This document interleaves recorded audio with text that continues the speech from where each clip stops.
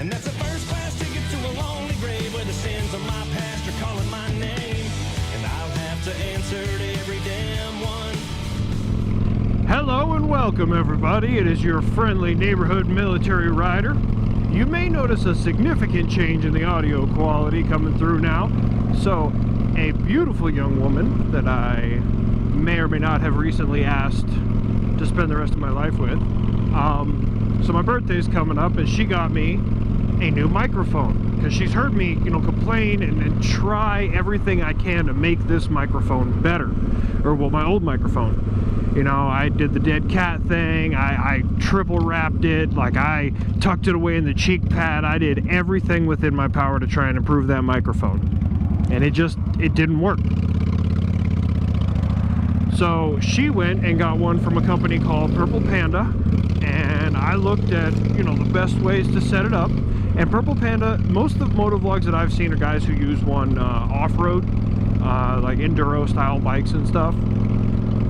But I put it in and I went and I tested it and I was like, all right, I want to see where the audio quality degrades at. And anything short of 75 miles an hour, the audio quality is flawless. It is absolutely amazing. And, naturally, because I looked into how to set this thing up, I figured out how much she spent on it.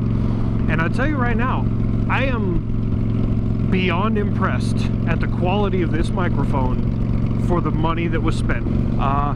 So what are we going to talk about today? Honestly, I haven't really thought about it. I got a little running around to do, but I'm taking the scenic route and through, those are pecan groves, but these aren't the pecan groves that I drove through previously. A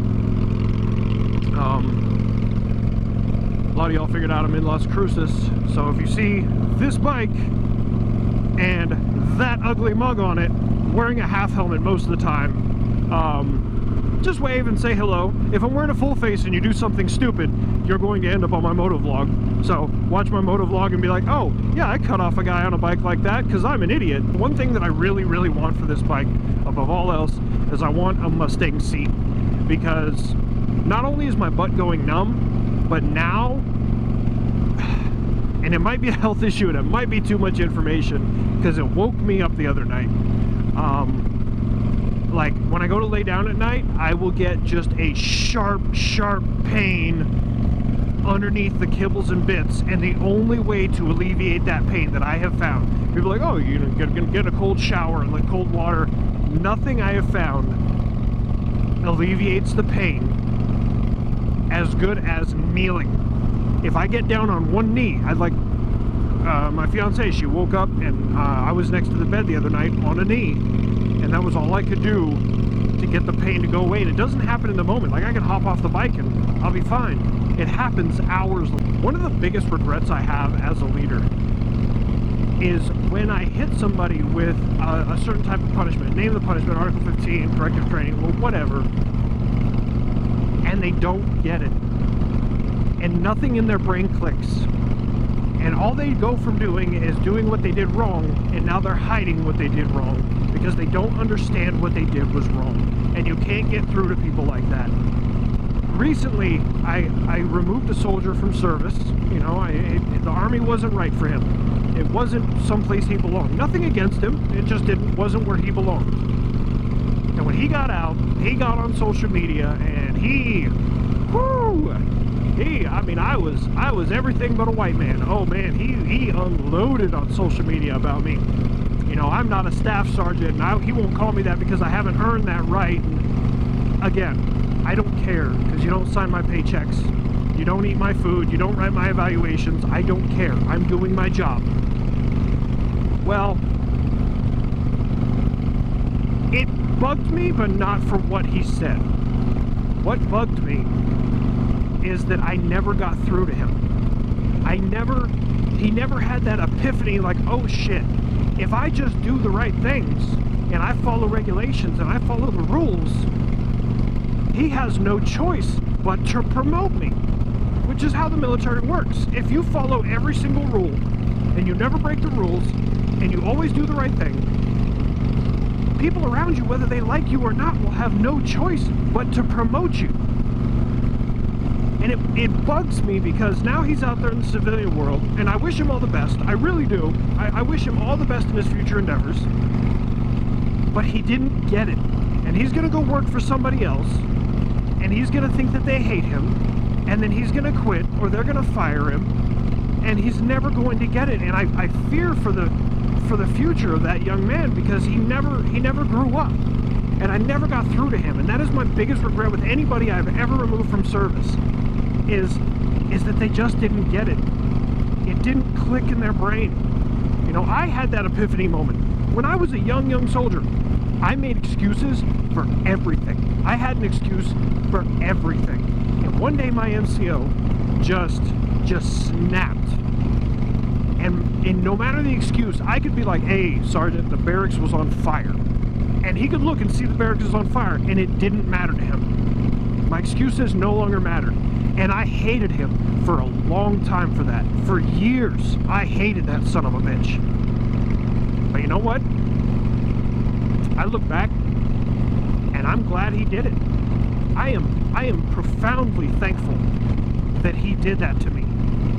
Because even now my subordinates see it. When I make a call that isn't the right call, because I have a limited amount of authority, when I make a call and it's not the right call, I stand there right in front of them, between them and my boss, and right to his face, I'll tell them, hey, that was my call. It was a bad call. I made that decision. It's not on them. It's on me. You know, I grew up. I learned to not make excuses for things. Because no one wants to hear excuses, and that was my oh shit epiphany moment. And all I try to do for my subordinates is give them that same respect, give them that same opportunity to have that oh shit epiphany that something changed. 85. Yesterday was 99. Screw that. I'm gonna start putting my helmet in the freezer before I motovlog. Oh, itchy nose. Oh yeah. Oh, who's your daddy? So, here, I'll give you something else.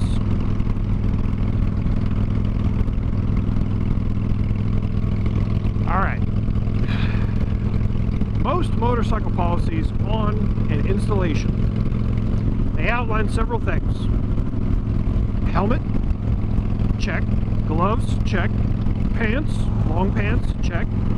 Boots, over the ankle boots, or excuse me, over the ankle sturdy footwear is what they're most outlined as. That's what mine says. So check.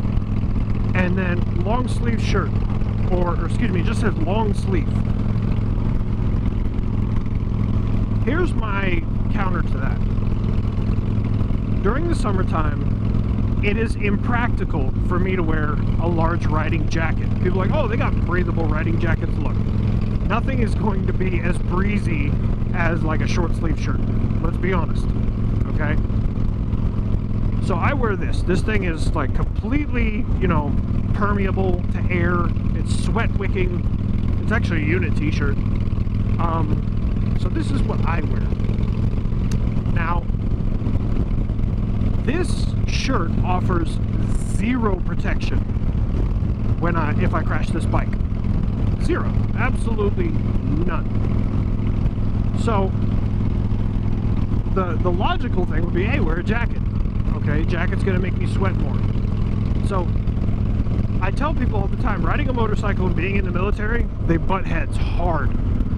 Because on the one hand, they want you to be safe, so they want you to wear all this extra gear. But on the other hand, they see hot weather injuries, you know, dehydration, heat exhaustion, heat stroke, things like that, right? They see that, so then they want you to be able to wear something that is sweat wicking and something that is comfortable and breathable and, you know, safe, right? So how do you protect somebody who's on a motorcycle with long sleeves and allow them to wear something that air can pass through and keep them cool to avoid a hot weather injury? The short answer is you freaking can't, okay? I tell people all the time, the one thing I disagree with on most motorcycle policies is a bright orange vest. I have not ridden under a command that requires you to wear a Bright Orange vest.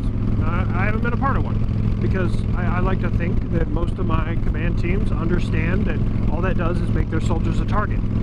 Okay, if you were in an area around a military installation and you see a bunch of motorcycle riders wearing Bright Orange vests, and you know that the policy is to wear a Bright Orange vest, well, quite frankly, that makes your soldiers a target. Alright? I mean, no less than wearing your uniform out in public, which a lot of people do. You know, they grab their groceries on the way home, and, you know, it happens. But anyways, sorry.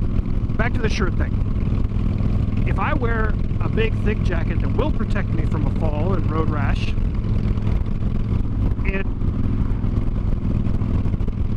it increases the possibility that I'm going to be a victim of a hot weather injury. Okay? With that, well, what's the latter? You allow me to wear something like this, which is in accordance with my policy, you know, long sleeve. All it says is long sleeve. But this provides zero impact in road rash protection. So why? Like, what are you getting at? Which is why I wear a vest. This vest is breathable.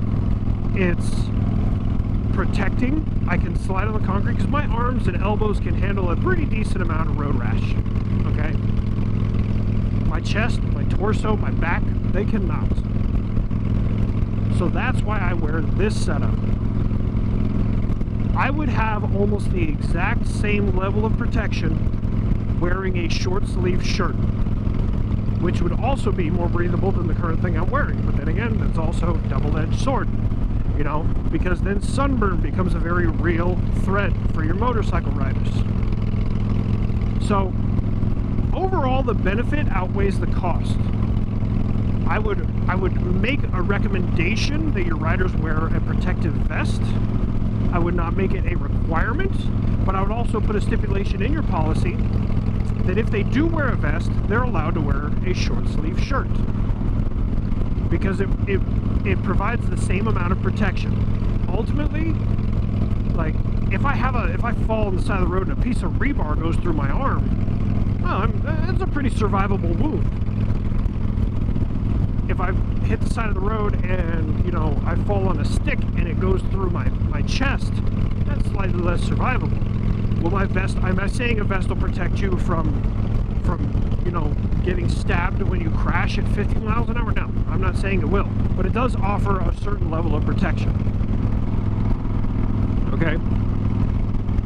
So, commanders really need to take a look at their policy, and when I PCS to my next duty station, if they have a flawed installation policy, it not only is it, you know, am I obligated to bring it up to the installation commander, I'm required to.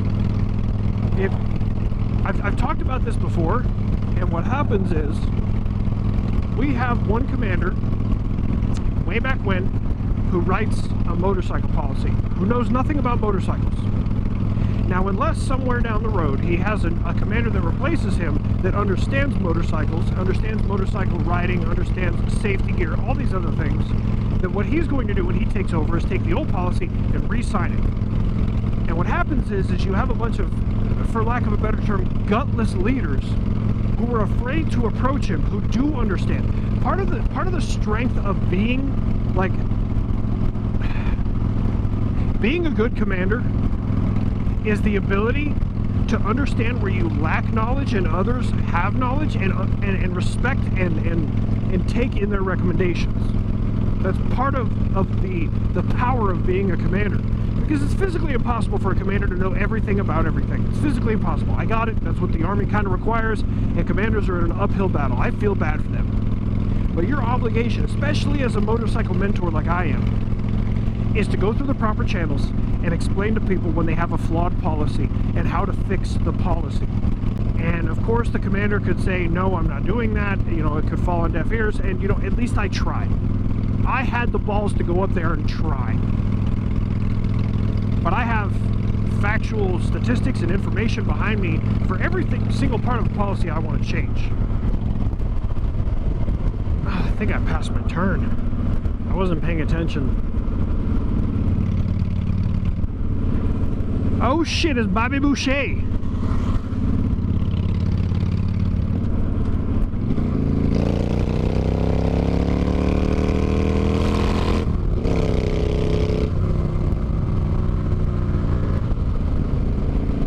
just, like, she was doing the speed limit for a while, but then she just couldn't maintain it.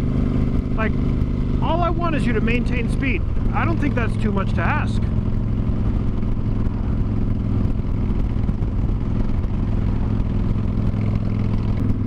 Oh, hey, you guys want to see something cool?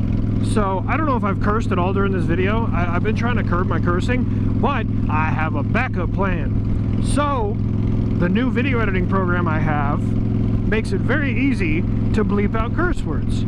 Observe. Right? That's great, isn't it? I can just go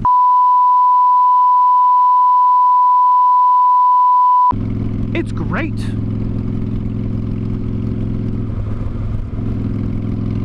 So I can make my videos more age appropriate. Well, I got done doing everything I want to do. My tum-tum is full. I'm very, very happy. So, as always, keep the rubber side down, the shiny side up. This is your friendly neighborhood military rider, signing off. Peace. And that's